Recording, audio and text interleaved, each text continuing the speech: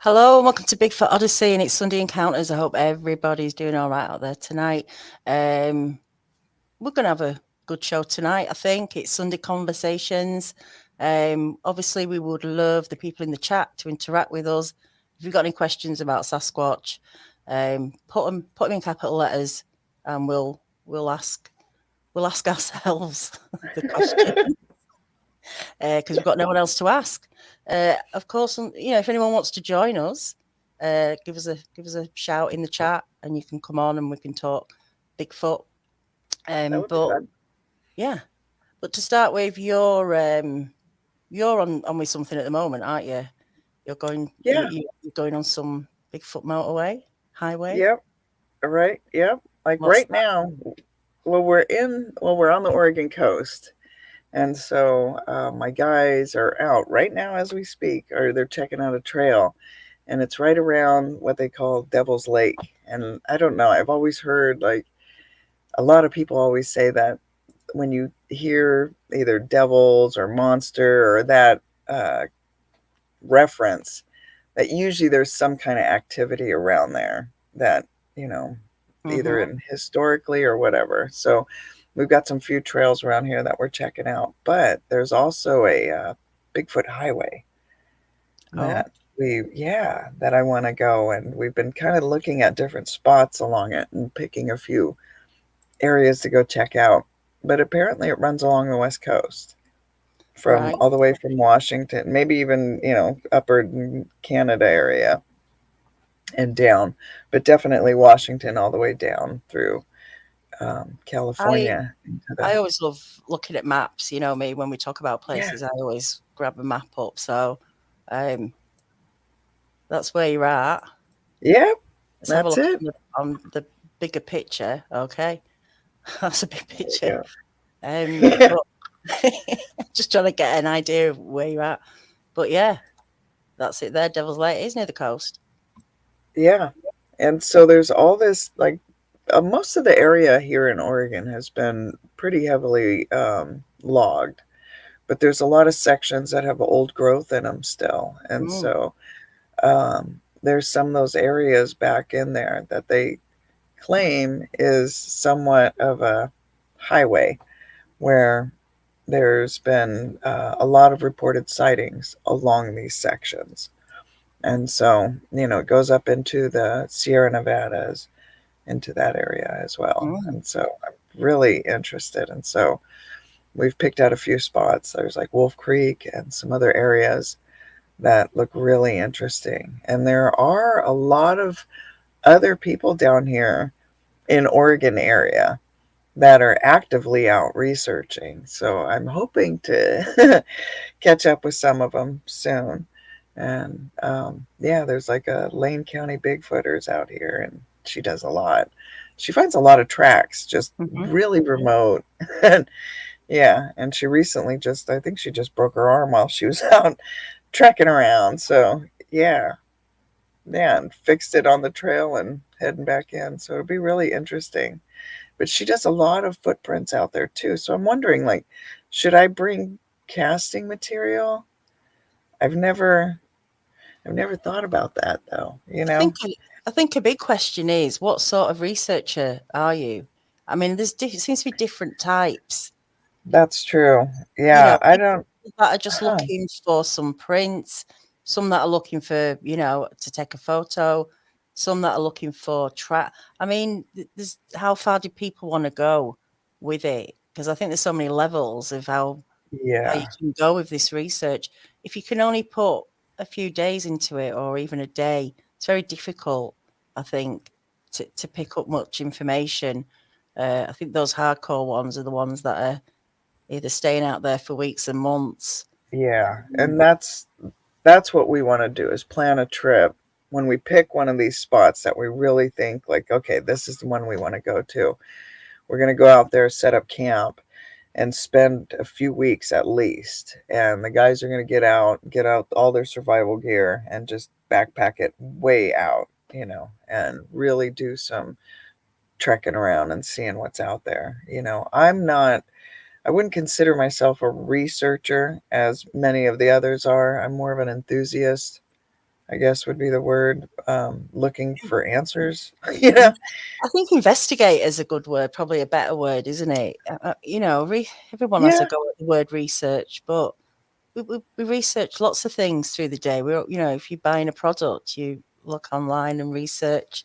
I mean, that research is many things, isn't it? But yeah, yeah. I it's think such a I'm a difficult. little sticky. Yeah, because for research for me, it's like you can't have confirmation biases. All that kind of stuff has to be removed. And so for me, it's more like, sterile. But yeah, you're right. There are different levels of the research, because I wouldn't consider myself one of those sterile, writing everything down. And, you know, I'm more adventuresome, looking at, well, this looks like a good spot. Let's just go check it out. And I have Mm, such limited uptime, you know. It's like, okay, how are we going to navigate getting me to a place and then getting me out is a whole other mm, whole other journey. But yeah. So but that's, I think, would be fun, is to get out, camp out for, weeks on end, and just really just fully immerse into an area, mm. you know. I mean, you've got to put the time in, haven't you? I think Yeah. to just be in that area, because you can't plan any of it. Obviously, you can't plan when you're going to see one, but you could definitely follow a trail if there is one. Um, where Yeah, it'll that take would you, be I don't exciting. know. I mean, it's just a shame we can't pick up more solid evidence that would get us a bit further. I mean, I don't even know what further means anymore with this Over- subject. 'Cause Yeah. for Yeah, me, like we were talking mhm, last week. mhm, go Sorry. on. Go ahead. It's okay. Like Go on. with the getting National Geographic or something like that involved, the high level, where they can get back there for months and months, even spend years out there. They've got the time, the money, the resources to pull something like that off, you Mm. know. Colin 777 says immersion is the only answer. It does kind of make sense, doesn't it, that you would pick up more if you were just in there all the time, um, Yeah, I was listening observing. to a Steiner lecture last night, and it was really interesting because they get into the fourth dimension and things like that. And what I found really intriguing about those conversations is they almost mirror right along with what people experience when they have encounters out there. A lot of people have these really extraordinary encounters out there. And when you look at what it takes to understand the fourth dimension and things like that, I was really shocked. I was going to send you that lecture last night, so maybe I should do that. But it's quite long. But it was really interesting because what they were saying was, in order to see fourth dimensional beings and things like that, it really made me wonder, huh? Maybe we're not looking at those experiences in the right perspective. Mhm. Like maybe if we came at it from that angle, we might have some other answers waiting. I don't know. But I really was intrigued last night. I mean, there were sections where I sat straight up and was like, ooh, ooh. Because it sounds like a lot like where people, like, they just blend, or they'll see like this shimmer, like almost like orbs, things like that. All of that was in this lecture, and I Mm. thought, this is really fascinating. We talked recently about perception, didn't we? And Hmm. um, are people's accounts exactly like what happened? Now, I'm not saying people are making it up or anything, but people's interpretations of things when it's translated into what they think, what they think is happening, is that far off from what is actually happening? Right. Can it be that? Can it be distorted uh, in any way? because of the way we have to so quickly process what's happening. And You how know, go on. fallible our memory actually is too. You know, Yeah, like whenever they test memory, you know, it's always comes back, you know, very, you know, missing many pieces often, or filling in the blanks, yeah, you know. yeah. That's an interesting thing. I just wonder how different encounters actually are. You know, obviously they happen and you see this thing, but just your perception. Um, Yeah. Matt, how you doing, Matt? I think they can be different and sometimes played down too much. Yeah, quite possibly. Quite possibly. That does make sense. Mm-hmm. Um, I Yeah, just, it's like I said when they were saying, like, you know, these interdimensional beings that they were having this, you know, conversation about, and seeing interdimensional beings, it really struck a very interesting similarity chord with how a lot of people have experienced seeing Bigfoot.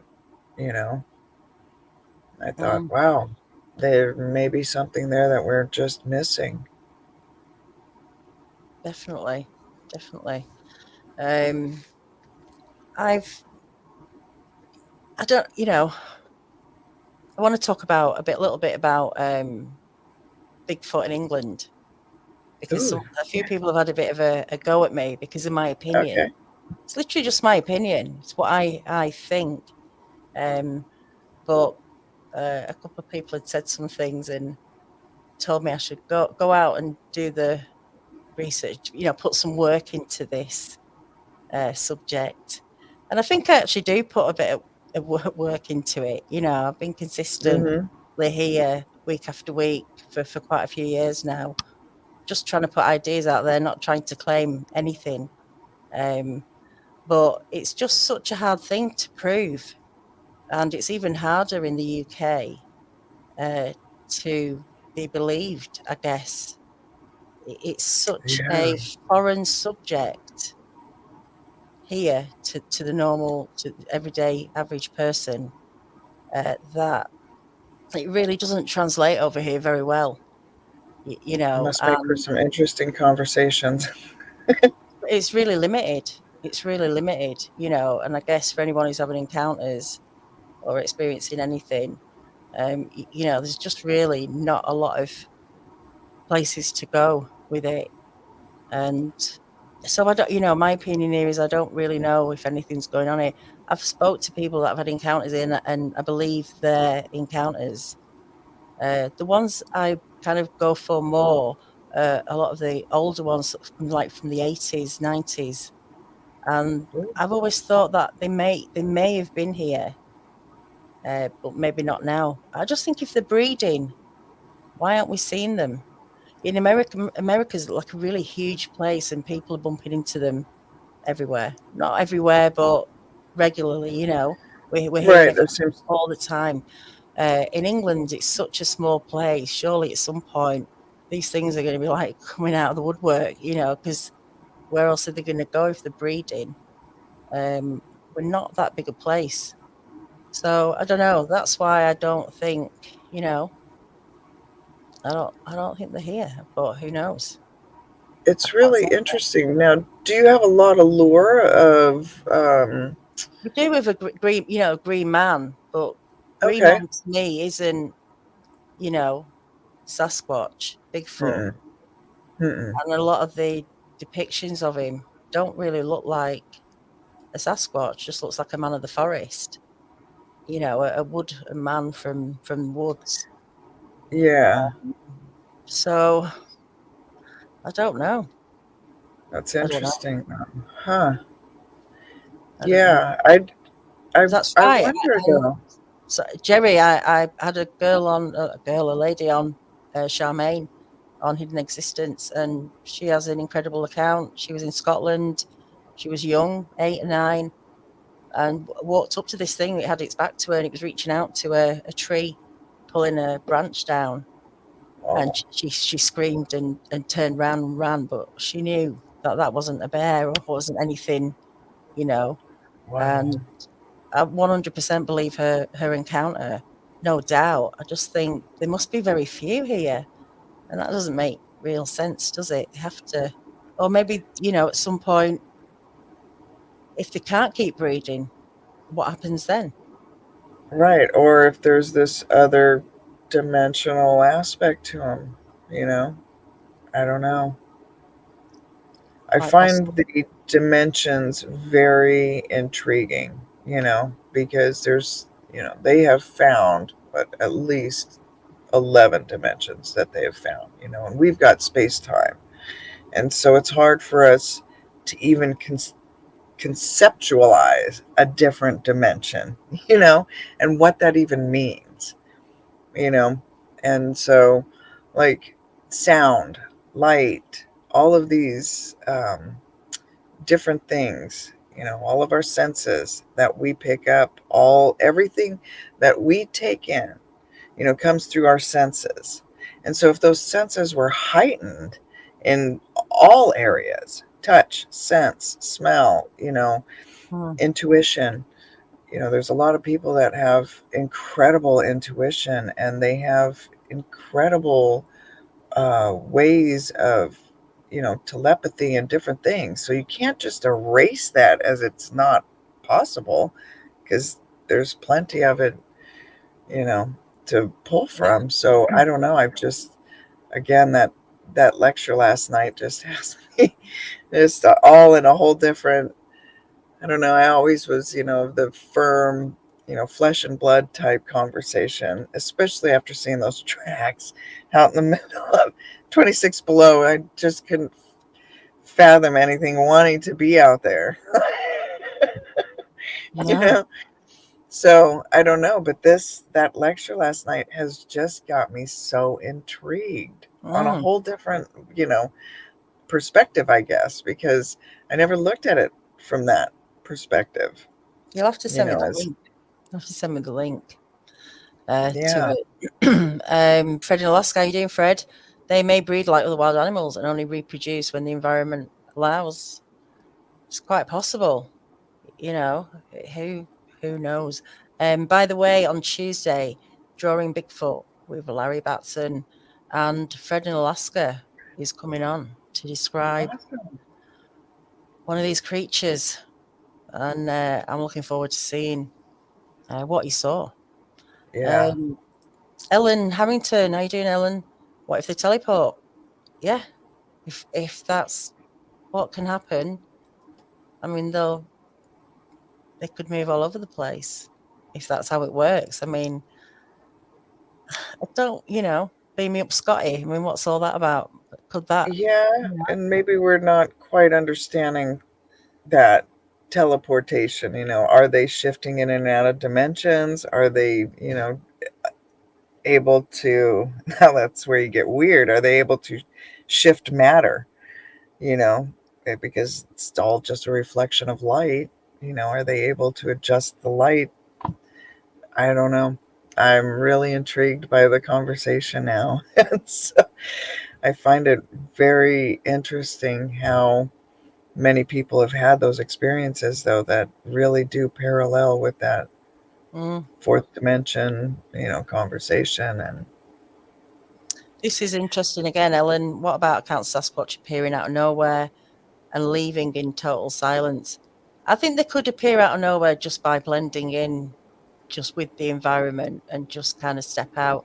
I've said before, I think people have walked past them and not even known, and they've been literally there in plain sight. But this silence thing, you hear that a lot, don't you? yeah, How are they doing that?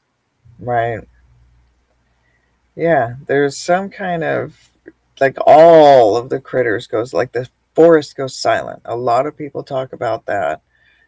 I've experienced it, and it's very unnerving when you experience, and you're in the forest and you hear all these noises, and then it's just like there's almost like this dense feeling too that comes Mm, with it, you know, which again, if our senses were able to pick up other vibrations, things like that, maybe we would have access to a lot more knowledge, you know.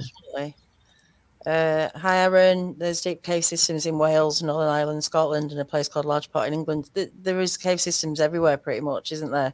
And that's where I think they would be. But then I think, why would anything want to live and stay out of sight so much? What quality of life do you have if you're always always hiding? If that's what they do, If you've they've just become pure cave dwellers yeah. Would and that? only come out at rare nights, Mm, if at all. it's just so frustrating to not have the answers on the behavior and the way these things live their lives. And what if it is just as simple as a bear? And all right, they're a little more intelligent, but they just get on and do things like any other animal does. Goes out, goes to hunt, cleans itself, does all the other Yeah. stuff. Um, Yeah. I mean, how many raccoons come out in the middle of the night and, people don't see them, they don't hear them, and they're out wreaking havoc all over the place. And then the next morning it's like, oh, there's so many night critters out there, but yeah. they're not small. That's the other factor, though. Yeah, Sharon, right? Yeah. Yeah. And so, Um, do they have a different night vision like cats? Possibly. Jean, Jean. Well, I understand why they would stay hidden. I don't like people. Well, it's a good point, isn't it? It's a good point. Maybe they're allergic to people. I wouldn't Yeah. blame them, actually. You can see. Yeah. Um, Mud fossils are the answers for tunnel systems, arteries, and veins. I don't know what I think about mud fossils. I mean, it's fascinating, but one was a huge dragon that was as big as the entire country. And I thought, what was it eating back in the day to, to be able to exist, being so huge? Well, if our air and oxygen was different, just tweaked a little bit, and that CO2, just adjusted, the plants would be massive. Like things would be a lot Yeah. bigger. I don't know. The fascinating. I don't know. I don't even want to get into that conversation. Okay. That's all down a whole different weird. Another show. Is that another Yeah. show? Fair enough. We won't. No, but you're very welcome. But I know you tried last time right at the end of the show and let you like with 30 seconds to go. But if you want to give it a go, Marie, you're Oh, more than Murray. welcome to Yeah. come and Oh, I chat. haven't talked to What? Murray Yeah, forever. Yeah. I haven't seen him for quite a while. So yeah, it's just questions after questions after questions. Wouldn't it be great if someone And had an answer? yes, at least a few.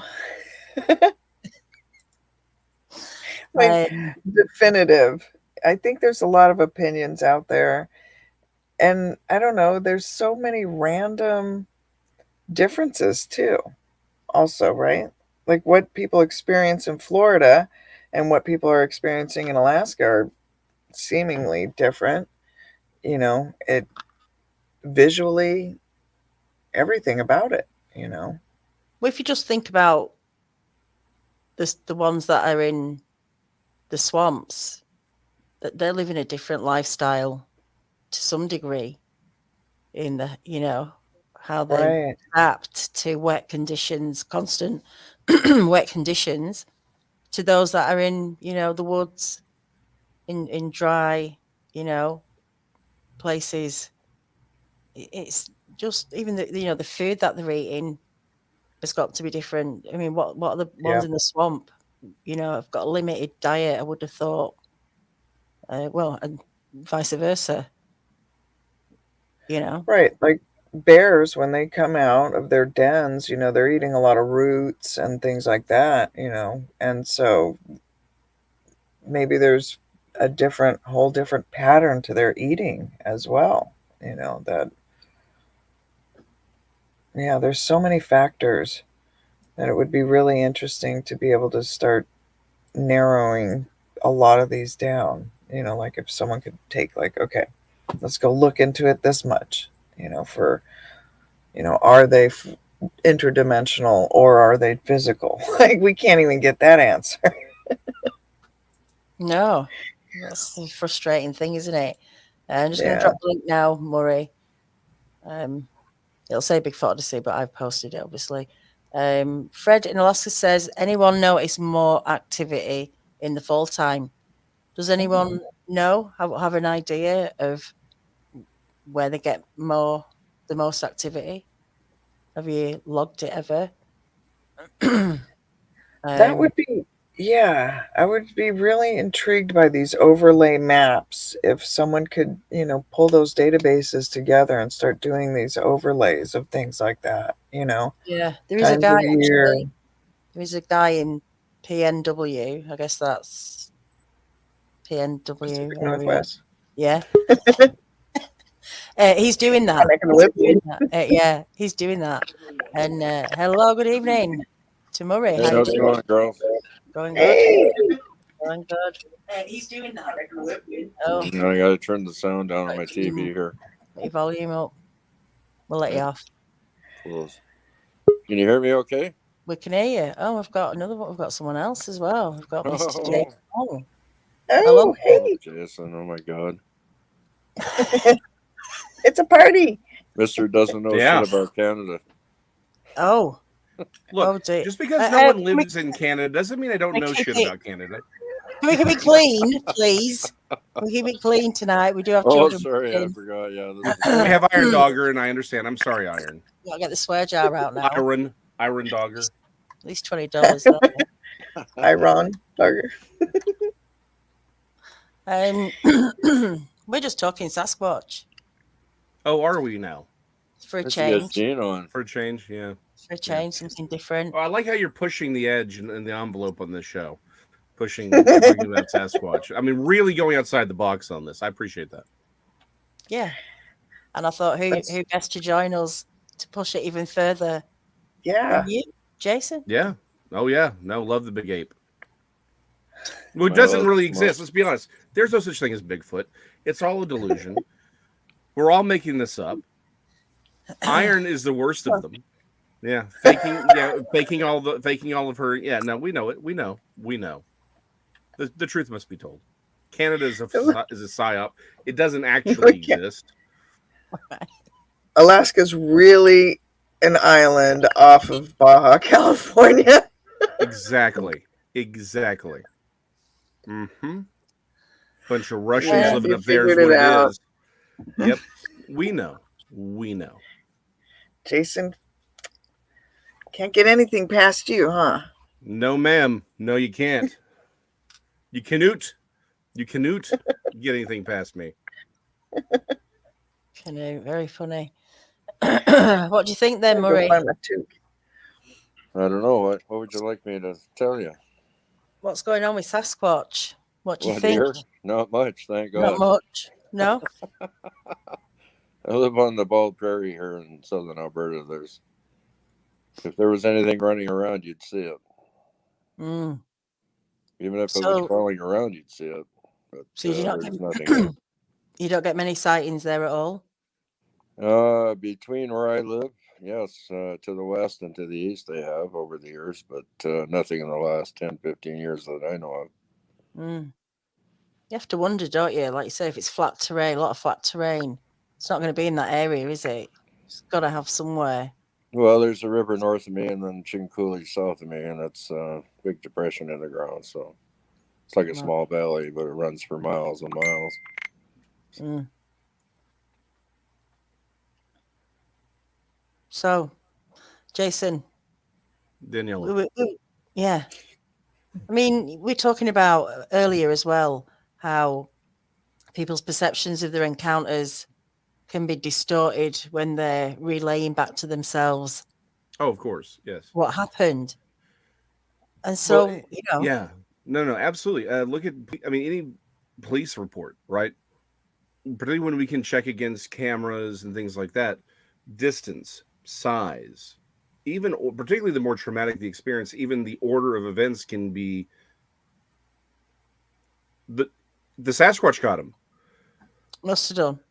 See, Murray, don't just go. Don't go into the light, Murray. Come back. Come back. But Oh, see, me. but this is a real thing. The more traumatic the event, the more likely you are to even misremember the order of events, right? It's just how the human brain works. Again, as an artist, I've learned how to deal with this. One of the big things we do, though, because we're trained to find faces, right? And people talk about pareidolia all the time. Well, the thing is, if you're looking at something you're not familiar with, your brain doesn't actually understand what it's looking at. And if there's an experiment, I wish I could find the image. If I can find it, I'll ship it over to you sometime.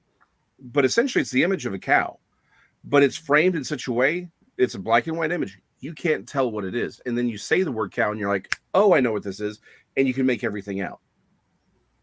Your brain doesn't actually see anything, or you don't actually see anything. You see about a quarter, your brain's making everything else up. That's why optical illusions work, right? Mm-hmm. And so the problem with any experience, when people are talking about how, what it looked like to them, great. The problem is they're going to humanize what they see. This is actually something we see particularly with like the lizard people, right? They're like, well, it was a reptilian person. Well, the face becomes very, very human. And then you'll ask if there's a tail. Most people go, yeah, there was a tail. Well, the problem is they don't actually remember if there was a tail or not. They're thinking lizard, therefore tail.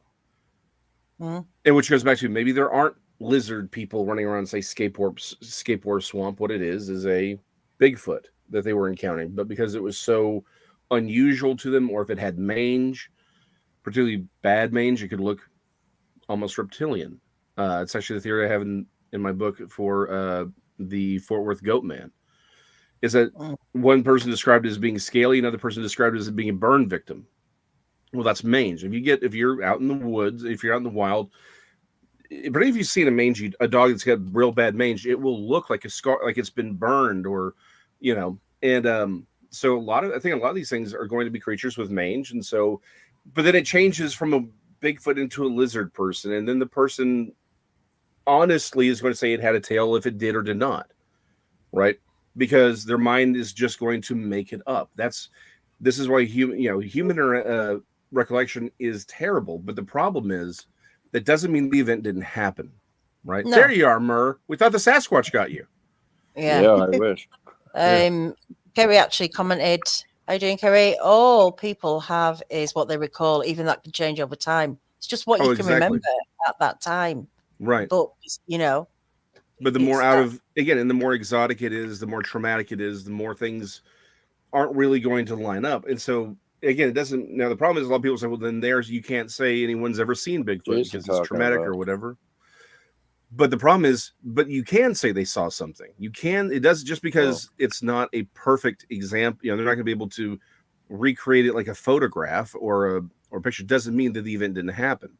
It just, in fact, it actually doubles down on the fact that it did happen because it was so traumatic. It was so out of the ordinary that they freaked out, right? That's what draws the emotion.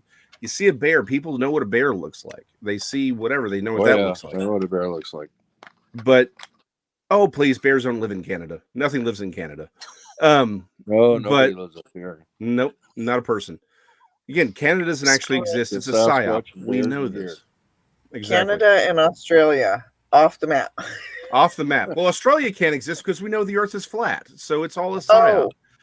Yeah, it's a psyop by Big Koala. Big Koala wants us to buy all these koalas to put in zoos. So they make us believe that Australia is real.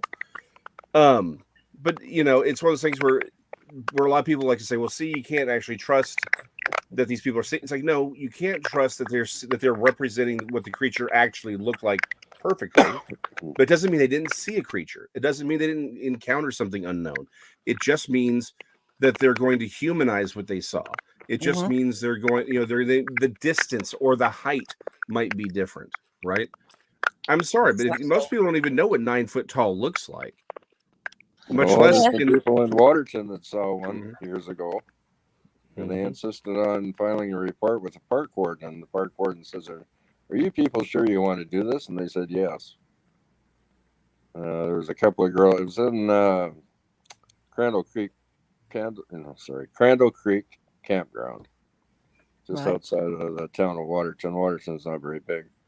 Anyway, a couple of gals were walking from their campsite to the bathrooms to brush their teeth, and they're getting ready to go to bed. And on their way there, something stepped out behind a tree and scared the hell out of them. So they ran back to their husbands or boyfriends, and then they jumped in the car and turned the headlights on, and they could see something walking across, and the guy said it was about 8 foot tall, dark brown in color, walking on 2 legs.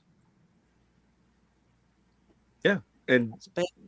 But which it's is hard big. to imagine. Yeah. Like you say, the size, though, do we know what 8 foot is just by looking at something that's 8 foot? I'm not trying to put down anyone's guesses. Well, okay, Previous it's has if you comparison have just by your standing under a dad's tree. 6 foot tall and you're used to looking at certain heights, you can go, okay, that's that. I know what 6 foot tall looks like off the cuff, right off the cuff. You know, it's like hunters. Yards. I know what 100 yards yeah. look. I know what 200 yards. I know what 300 yards. Why? Because I have a shooting range Well, I got a outside my range cabin. for that. You know, so there are reasons and details that certain people will be able to pick up on just because of the environment and what they're exposed to. You know, Oh yeah. if you're used to seeing moose, you know, you're able to differentiate, you know, it's definitely not a wolf. Yeah. Size difference, you know. I mean, so there are those aspects to things. You look at trees, you know, Alaskan trees aren't the biggest things.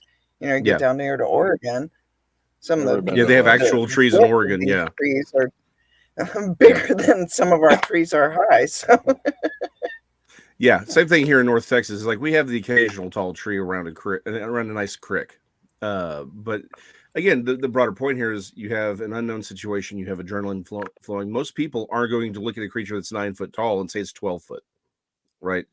So, I mean, the question is, can we trust, you know, observations made by person? Only in the fact that the event did happen. Like the general, like if they're saying it's 12 foot tall, maybe it's only 9 foot. It's only 9 foot tall. But what they're saying is it's really, really large. It's outside of the normal range. They're going to humanize it, but that doesn't mean they didn't see something. So it's one of those things where it's a give and take. And by the way, hold on, I just saw his question here. Hold on. I just saw his question. Where'd it go? It was it. Oh well. Paul Holland. Paul, we all know that you're part of the big Australia myth. You're just an operative here to lie to us about whether or not Australia exists. Paul, I'm on you. I'm on you, man. I know what you are. Yeah. Don't feel bad, Paul. We're attached. Mm-hmm. Yep. And of course, you're on the other side of the pancake. We know.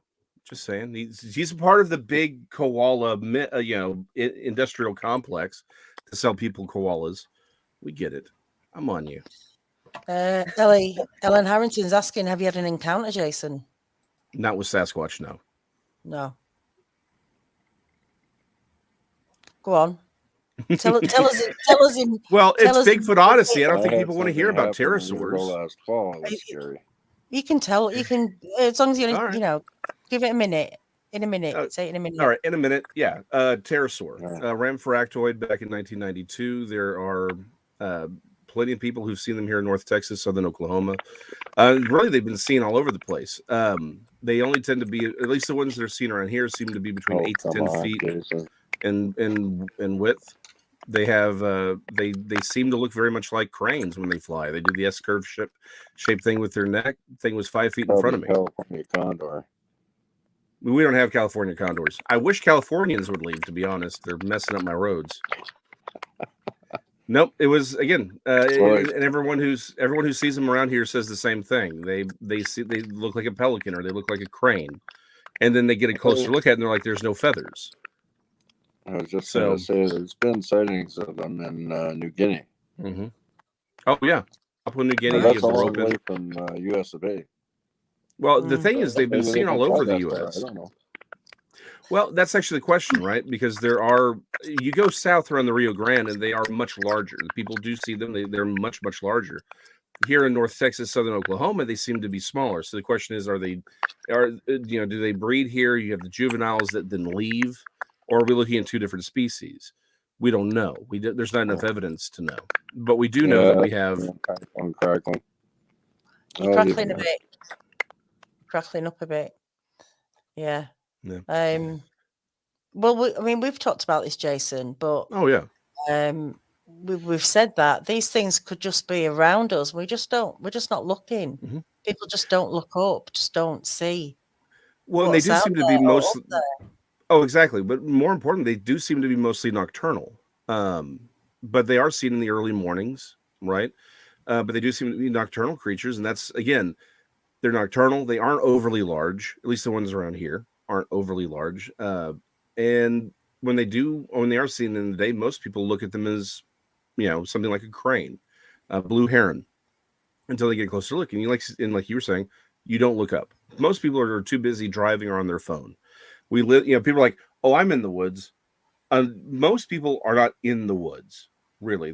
You don't go more than a mile off of the road. The average person doesn't go more than a mile off of a road.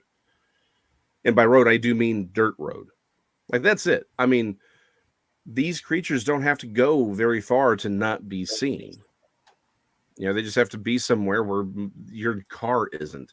We live on little concrete islands. We drive on little concrete roads to another concrete island. So they just have to be far enough out of the way for us to not see them. In Alaska, there's a lot of villages that don't have roads. Oh, exactly. They don't even have roads. Yeah, there's a lot of villages you cannot drive to. You can only get to via plane, ATV, dog sled, Right. And so my version of remote is probably a lot different than other people's.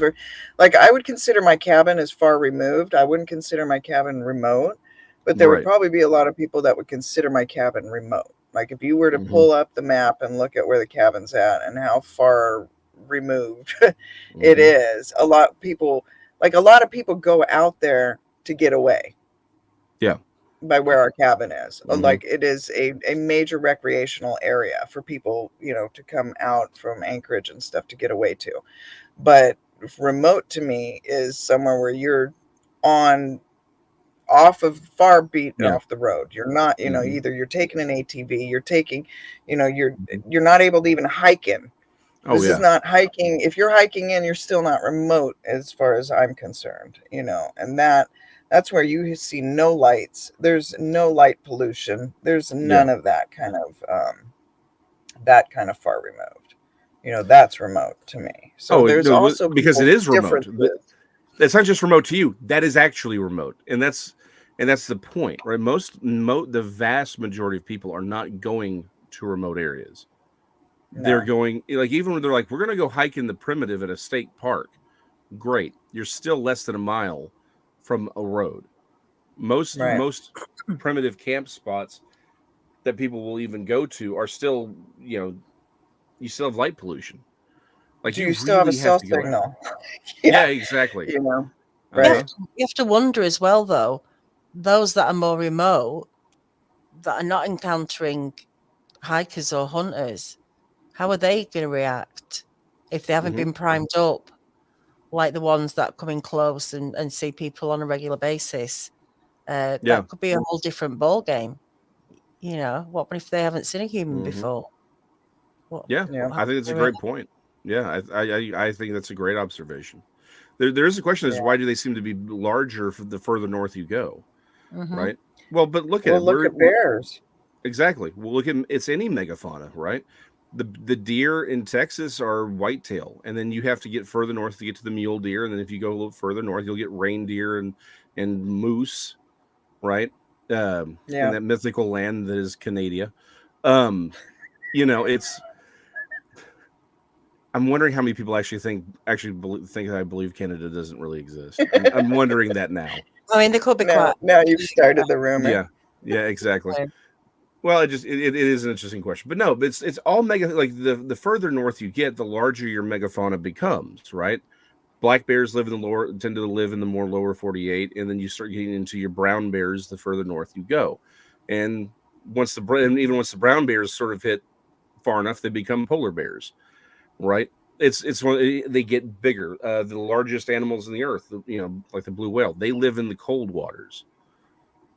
So a lot of it just, I think, comes down to food, and that you kind of have to be primed to be bigger, to have more fat stores to survive such a cold temperature. Down here, it's heat you have to survive.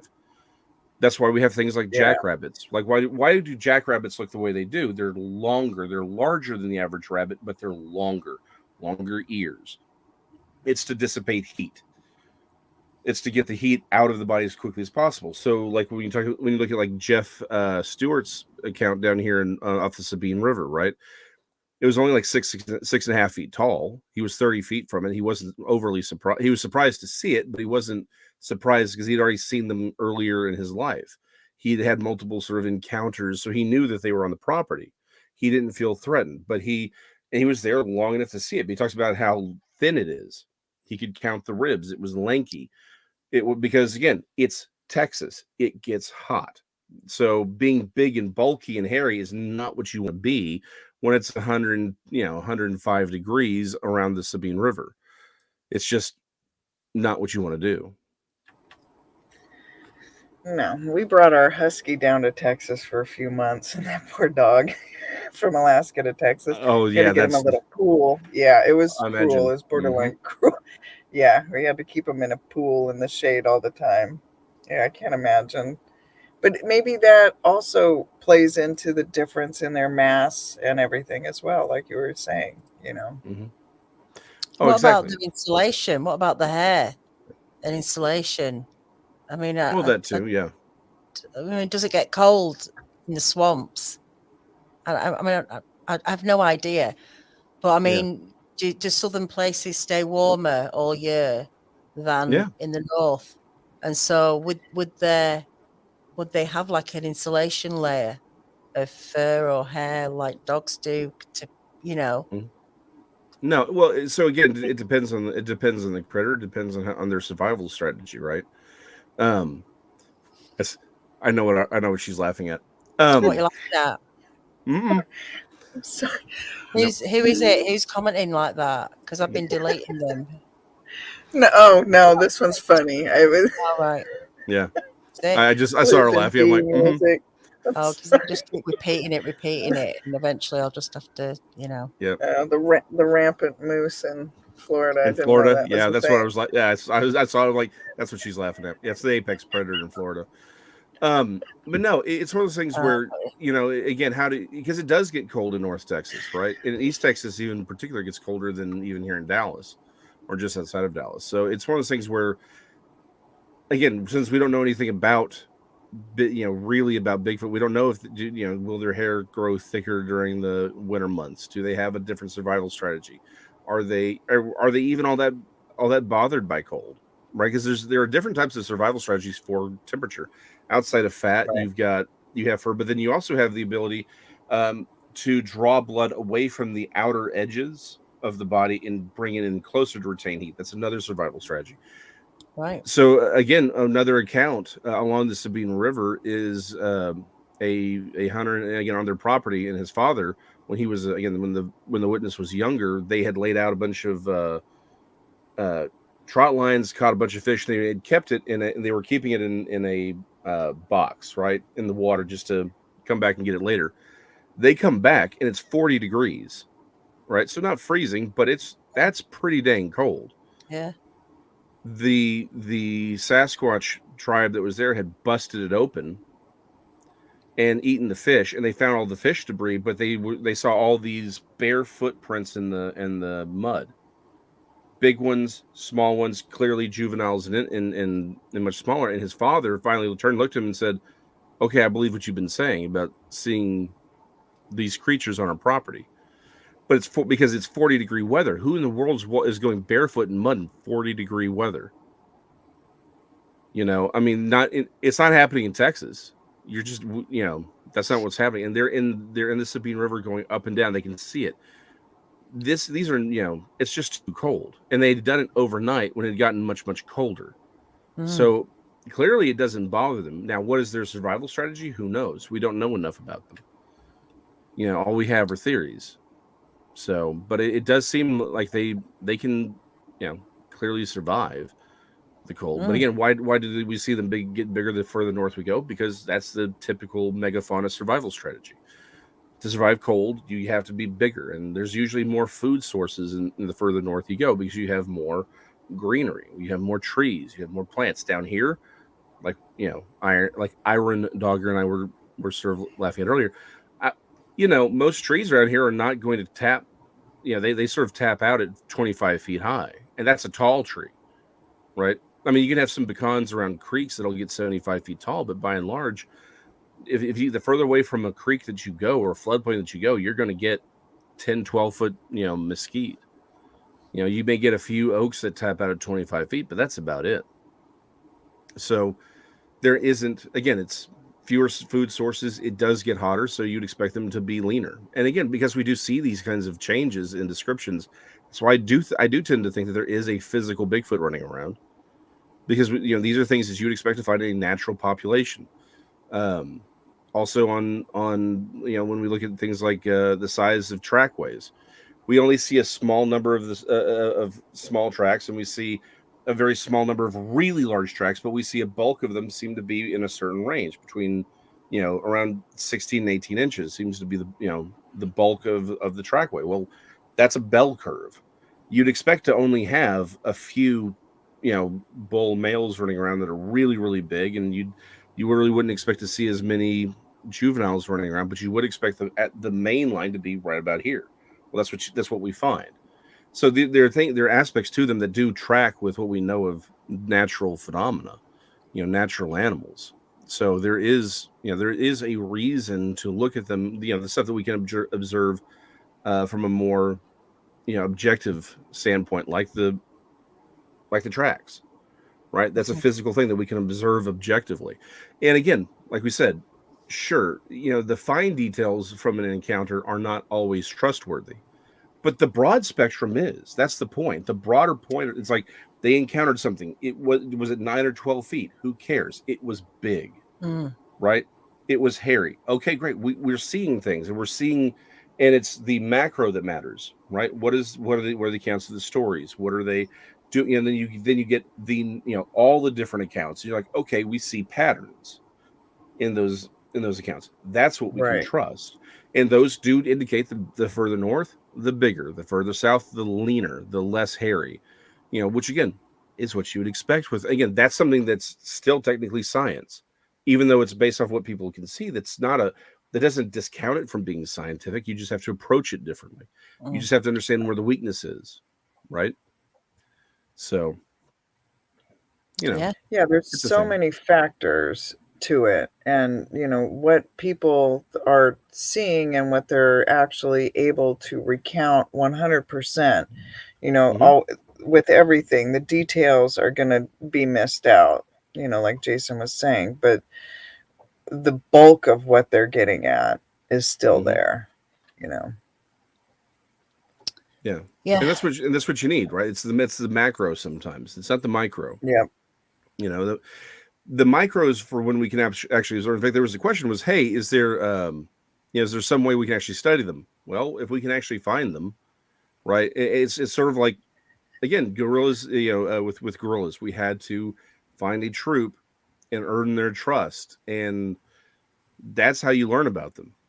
Also, unfortunately, we're going to have a body that we can do genetic work on. We're going to have to observe, actually, see what their skeletal structure looks like, that kind of thing. So we can actually sort of figure out what they are, how they fit. So we're going to need a body, and we're going to need to find a troop that will actually accept a human observer to integrate. And not assuming Peter Kane's body. Yeah, exactly. Oh yeah. I don't know how many people actually believe that, though.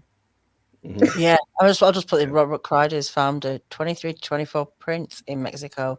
I don't know how people take that seriously. Looking at that thing out the freezer, what's his name? Peter Kane's. I don't know, but I actually got into sadly a debate with. Well, I wouldn't even call it a debate, but back and forth with someone where they actually fully believe. I mean, he walks around with his red circles, doesn't he? I mean, he like just Murray definitely next time, because we've only got a few minutes left. But definitely next time, I'll email you the link if you can get on top of the scratchy, noisy, little crackling iPhone. But back to the Yeah. Yeah. the Well, the and to body the, though, it would be yeah. interesting though if they Mhm. did have all these different, biology that is far removed from like our human biology. Mhm. Even though they look, there's that human factor to them Mhm. because, I find it intriguing. Every hunter that has put a scope on it says they couldn't pull the trigger because it looked too human, the eyes, Yeah. Mm-hmm. Mhm. Well, And I've which said is this a lot. Why don't sorry. Bigfoot attack people? Because they look at them and think, hey, they look like us. Well, so Danielle, to your point, or there may be another calculus that we don't know about that, because maybe they are attacking humans. They're just really good at making certain that they don't walk away. Oh, I mean, a lot we'll of never hikers know. go missing. Yeah, so that's again, that's one of the problems. Like, we don't know what hasn't been reported, right? Exactly. And That's if right. you don't survive your encounter, you don't get to report it. Yeah. So All those stories, I think people Mhm. want to repeat, that someone Mhm. got killed or they had a gun wrapped around the neck, or Oh, yeah. anything like that. How do you know? Yeah. How do you know that story is true? Who saw it? Because Oh, exactly. Yeah, I tend to think that if they are attacking with that premise, I don't think you're finding the body. no. Well, right, like Bowman's story, where that's Mhm. not first encounter, where it's being retold. Mhm. Mm. Yep. Jean, yeah, you're right. It wouldn't tell us everything, would it? It wouldn't Mm-mm. tell us all the behavior and the patterns and Right. stuff like that. Mhm. But you can't have one without the other. We can't have anything at the moment, the way Yeah. things are going. But still, how far would we be if we actually knew, if we had a physical dead body? I'm not saying I want that to happen. Just if someone came across one, that would be a great opportunity. But what exactly would we learn once we get one? Well, Right. there are And actually who things we could would learn. No, sorry. Mhm. Please, Iron. go ahead, Jason? Iron. No, Iron, please. Iron. Iron. Why do you keep saying iron? Oh, come on. I'm doing it for No, you, Danielle. You know it. you know it's iron. Stop it. Go on. You too. Here we Now you go. made me forget what I was going to say, Jason. I don't even I'm know. sorry. I'm As sorry. well. Yes, I understand. It happens to me all the time. I'm so attractive that women often they That's forget what it. they're. I'm Forget where sorry. we're at. That's I'll it. try to be less dazzling Yeah. Thank stunning you. next time. I'm sorry. Yeah. I'll put my Yeah. little sunglasses on. Yeah, you It's got tough. to sometimes. Yeah, but no, I mean, we there are things that the things that we would learn from a body actually would be very, very useful, right? Genetically speaking, we know, again, where are they on the tree of life kind of a thing, right? Are Right. they, and that, again, muscle structure, bone structure, those things will tell us an awful lot about them, about their actual diet. Again, everything that we have as far as is all speculation as to what they're eating. But again, like the question is, do they eat more plants, or are they more of a protein based diet? Any answer you get is purely speculation based off what people's observations of what they've seen, which we've already said on the micro details are often very, very wrong, right? Right. So I mean, there are things like dentition and again, how is fat distributed on the body, right? Those are things that are really going to tell us a lot about them that would actually help us to isolate where we need to be looking. One of the problems that we have, and that we've been talking about on Texas Front Porch, is that because we don't know what they are, that means we also don't know what they aren't. There are a lot of accounts. People are like, "Hey, I saw Bigfoot. Did you really see a Bigfoot? What did you actually see?" Right? Because I one of the reasons that we've been speculating that we're having had a hard time moving beyond even Patterson Gimlin is still the best evidence we have, more or less. We don't have anything clear. We don't have anything more concrete outside of tracks, right? But even like, great, all we have is more tracks, which is good, but we still haven't moved beyond stuff that we had 50 years ago, really. Right. Well, and the reason for that is our speculation is that there's stuff out there that's being called Bigfoot, and people are going to look and investigate in those areas. The problem is it's not actually Bigfoot.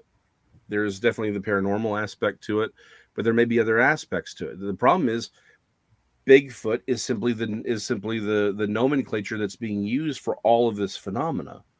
So it's like if you were trying to track wolves in deer, right? But you were using the same name. And so you're trying to reconcile what you're looking for, and it's like, well, you're never going to do it because you're looking at two radically different creatures. Right. And so that's the other thing that I think the body, having an actual body would allow us to do is know what are they really, so that we can say, hey, this stuff that we're seeing over here, we're not saying it's not real, but it doesn't fit with what we can objectively observe about the corpse that we have. And that allows us then to start picking out and delineating what is this physical Bigfoot that we know, say, AKA Patty, and then what's some of this other stuff. We can start figuring that out. Where would even someone go with a body? Like, truly, like, let's just say someone either came upon one or had a horrible interaction or something, let's say, and there's a body. I don't know. Where would you even begin? Like, I'm out. Yeah, I don't know. Well, exactly, in your freezer. Well, so hold on. You laugh. That is actually part of my plan because, like, one of the things, I've got 2 cameras set up. I'm going to start here in a little bit. Start driving around the Trinity River at like 2 a.m. on weekends, and just, again, I'm not a proponent of the let's go hike into the deep primitive forest and go here, Bigfoot, right? I don't think that's really how you're going to get the best evidence for them. We see, it's where they interact with us. That's when you get them, right? That's so nice, just some decent GoPros designed for nighttime viewing. You go in the early morning. That seems to be a recipe for, success, particularly around here. They like to, they'll cross roads. We see them all the time. Well, if you come across one that maybe was hit by a car or whatever, right? Let's say you've got the body there. What do you do? Like, how do you, because that's your point. It's like, well, where do you go with it? You call someone to come and pick up the body. You don't know that there are going to be government G-men showing up. Now, I'm the first one to say I don't believe in a lot of conspiracy theories because I think they require hyper competence, and I just don't see any evidence that humans are capable of that. I can't even get my freaking McDonald's order right, and you're telling me that we have this, that the government is able to hide absolutely everything. I'm sorry. I'll go with you so functional far. On the other end. Yeah, right. Exactly. But that doesn't mean, right, that there isn't some secret agency running around with men in black shades that are going to make that body disappear.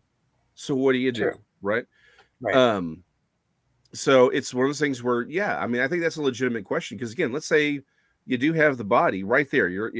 I'm parked on the side of the road. There's a Bigfoot body there, and no other Bigfoot's coming to snap my neck and take the body back with it. Okay. Right. So we have some stipulations, right? Mm-hmm. What do we do? Right? Do you call an ambulance and they get there and they're like, do you call the cops? I mean, I know plenty of police officers and blah, blah, blah, blah, blah, but let's be honest. Depends who you are as well, though, how aware you are of what's going on. Yeah, exactly. I mean, if you just don't know about these things, you're just going to ring the police, aren't you? Yeah. What the heck? But what are they going to do? I don't know, right? Yeah, they take the body, they put it in a morgue. Again, guys with black sunshades show up, or do they even want to deal with it? Do they look and say, I don't want this on I don't want to have to do the report on this? Well, why don't we carry on this conversation next Sunday, because our hour's up and I have to go because we're on Hidden Existence tonight in 15 minutes. We've got a great show. We've got Dr. Mary Bass and author William Steele, and we're talking about true crime again. And they're talking about a particular person, a con man who's now in prison, who conned a lot of people in a terrible, terrible way. And these people on tonight are true crime victim advocates for those people who need a voice, who don't have a voice. And they're putting a lot of work into what they're doing, and they're going to be on Hidden Existence tonight in about 10 minutes now. But guys, thank you all for turning up. Thank you, Jason. Thank you, Jackie. Thank you. Tuesday night, Fred in Alaska is coming on drawing Bigfoot. So that is going to be a really good one. I know Fred had a terrible experiences out there. So I think it's going to be a great one to see. for different reasons. But until then, guys, you all take care, and hope to see you in 10 minutes on Hidden Existence. Yeah. Until then, good night. Good night. Did she just bail on us? I think she bailed, and the show is still live. Oh, we're just gonna have to sit here and talk, aren't we? I just pressed